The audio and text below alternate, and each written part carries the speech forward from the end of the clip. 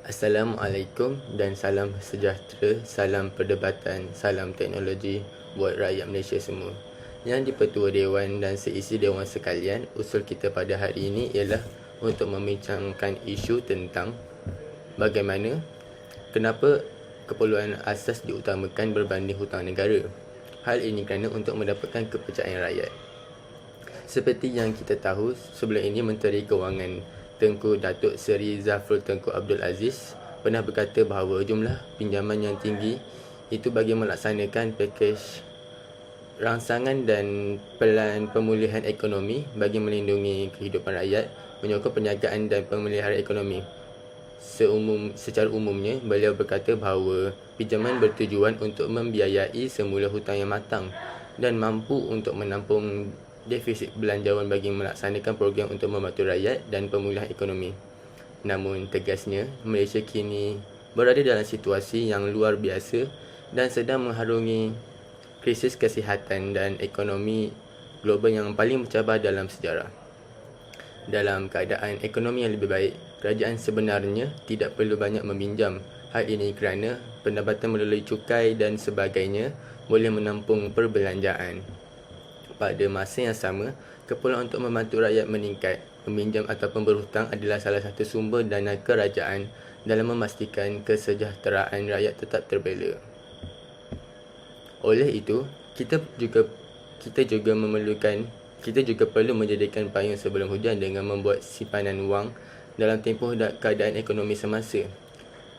Hal ini kerana masyarakat perlu membuat pilihan yang betul dengan mengutamakan keperluan berbanding keinginan memiliki benda baharu yang boleh memberi kesan kewangan kepada seseorang. Tambahannya, orang ramai perlu menjedari hakikat bahawa keadaan ekonomi sekarang amat mencabar. Pada tahun hadapan justru lebih baik membuat tabungan. Assalamualaikum dan salam sejahtera, salam perdebatan, salam teknologi buat rakyat Malaysia semua. Yang di-Pertua Dewan dan seisi Dewan sekalian, usul Umum mengetahui bahawa apabila negara mengalami kemuflisan, harga barangan akan naik mendadak. Oleh itu, membayar hutang negara boleh menjadi salah satu langkah untuk mengurangkan kenaikan harga yang mendadak. Hal ini dikatakan demikian kerana apabila negara dapat membayar balik hutang, ekonomi negara tidak akan meleset. Apabila negara mempunyai hutang yang tinggi, lebih banyak wang perlu dicetak yang akan membawa kepada inflasi, sekaligus akan menaikkan harga barangan. Kenaikan harga barang ini memberi impak negatif yang besar kepada rakyat, khususnya kepada mereka yang berpendapatan rendah. Rakyat terpaksa hidup bagai kais pagi makan pagi, kais petang makan petang untuk menyara kehidupan masing-masing dan keluarga. Ini akan memberi tekanan kepada rakyat serta rakyat akan hidup dalam kesengsaraan pada masa yang panjang. Dan sebagai pemimpin, sudah tentu saya tidak mahu itu berlaku secara berpanjangan. Oleh itu, adalah penting bagi negara kita untuk membayar hutang negara dahulu untuk memastikan barangan asas lebih mudah didapati sekaligus memastikan harganya tidak mengalami kenaikan yang mendadak. Selain itu, negara bukan sahaja mengalami kenaikan harga bahan asas seperti makanan, malahan harga bahan bakar juga akan naik mendadak, antaranya ialah industri perumahan. Kos perkhidmatan yang membebankan juga akan bertambah seperti tambang bas dan teksi kerana keperluan terhadap bahan bakar ini. Pengusaha khususnya golongan yang kurang mampu terpaksa menanggung bebanan kos yang tinggi seperti kenaikan kadar sewa dan cukai yang melampau bagi sebuah premis perniagaan, sehingga ada pemilik restoran yang terpaksa menutup restorannya ekoran daripada kenaikan kadar sewa tapak premis berkenaan. Bagi mengurangkan bebanan ini, peniaga terpaksa menaikkan harga barang yang dijual. Kesannya, tekanan harga yang tinggi ini terpaksa dialami oleh pengguna. Terusnya, kenaikan harga barangan lain yang akan dialami oleh rakyat ialah peningkatan harga minyak. Peningkatan harga minyak yang tinggi tersebut akan meningkatkan lagi harga barangan yang sudah mahal, terutama harga barang makanan. Bahan makanan sama ada dalam bentuk mentah, separa proses atau siap diproses, perlu diangkut dari tempat pengeluaran atau pemprosesan kepada tempat pemasaran. Kenaikan kos pengangkutan dan kos pemprosesan sudah tentu akan dipindahkan kepada pengguna dengan menaikkan harga barang akhir. Ini sudah tentu akan memudaratkan rakyat. Oleh itu, adalah penting bagi negara kita untuk membayar hutang terlebih dahulu. Ini untuk memastikan rakyat tidak terbeban dalam mendapatkan barangan asas seperti makanan serta sabun, sementara negara masih mengalami kekangan ekonomi.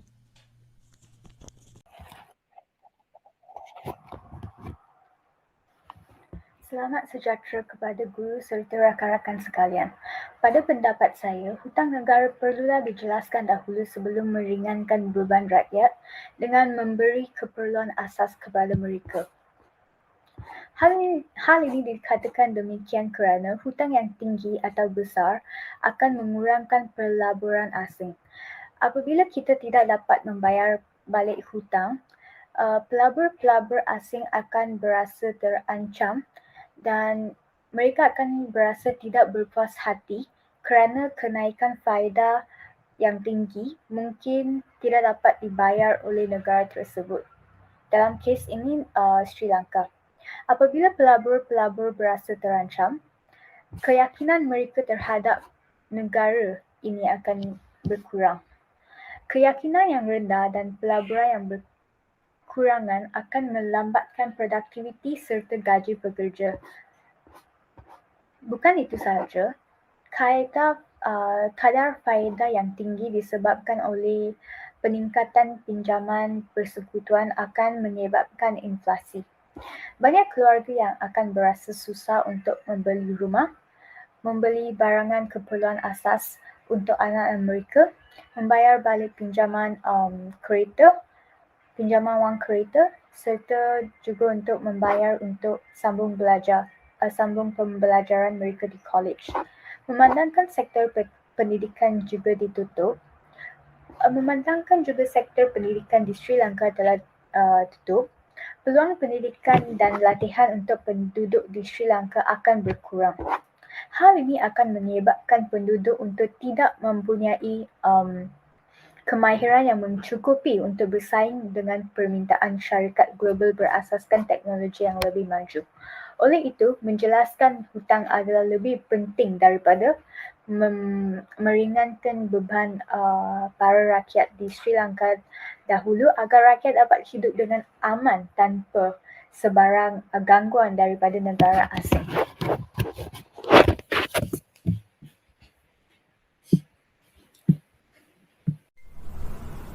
Selamat sejahtera untuk semua.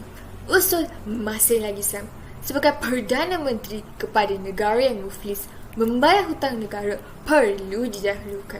Hujah yang saya bentangkan adalah di bawah kata kunci kedaulatan negara dapat dikekal. Hadirin sekalian, jika sesebuah negara mundur, maknanya pemimpin negara tersebut telah gagal menjalankan tugas mereka dalam membayar hutang negara. Rakyat dan parti politik bermula untuk memberontak kerajaan yang sedia ada demi mengubah nasib mereka. Dalam keadaan pentadbiran yang tidak stabil, keselamatan dan keamanan rakyat hampir terancam. Kuasa asing akan menggunakan peluang ini untuk memenangkan negara peminjam yang tidak mampu melunaskan hutang dengan hasrat dapat menguasai negara peminjam mereka sepenuhnya. Seperti apa yang berlaku di Sri Lanka. Atas nama membayar hutang mereka, Sri Lanka telah menyerahkan pelabuhan Hambantota kepada China dengan pajakan selama 99 tahun. Bukan itu sahaja, antara aset awam yang dipajak untuk jangka panjang ialah lapangan terbang antarabangsa Kartu Nayake dengan nilai pajakan sebanyak $2 million Amerika Syarikat. Sri Lanka terpaksa memajak atau menjual aset-aset negara bagi menstabilkan semula keadaan ekonominya. Selain tidak berupaya untuk membayar hutang, tetapi perlahan-lahan semua tanah negara mereka menjadi milik kuasa luar. Kemerdekaan yang dicapai tidak lagi dapat dijamin kerana setiap keputusan yang diambil akan ada pihak luar yang campur tangan. Singkat kata, hanya disebabkan hutang yang dipinjam, kedaulatan negara boleh terancam dan kemerdekaan mereka yang dikekalkan selama ini akan hancur dan bermulalah penjajahan era baharu. Akhirul kalam, perancangan pembangunan sektor ekonomi yang baik dan berkesan mampu mempercepatkan pembangunan dan pertumbuhan sesebuah negara. Ini jelas terbukti dengan meningkatnya institusi ekonomi, bertambahnya enrolment di institusi ekonomi, meningkatnya lepasan penggajian tinggi, meningkatnya pengeluaran tenaga kerja mahir, berkurangnya kadar pengangguran dan kemiskinan serta sumbangan positifnya terhadap pertumbuhan KDNK negara. Dengan negara menuju ke arah sebuah negara yang maju, perlunya perancangan sebegini diteruskan. Kesimpulannya, boleh dikatakan bahawa pendidikan memainkan peranan yang sangat penting dalam pembangunan ekonomi sesebuah negara, maka perancangan yang baik dalam sektor ekonomi adalah diperlukan untuk menjayakan pembangunan yang berkesan dan berterusan. Pembangunan di semua sektor akan mendorong pembangunan industri berasaskan ekonomi yang akan seterusnya mencetuskan bidang baru dalam pertumbuhan ekonomi yang seterusnya akan membawa kepada perluasan pemimpin terhadap tenaga manusia. Sekian sahaja daripada kami. Terima kasih.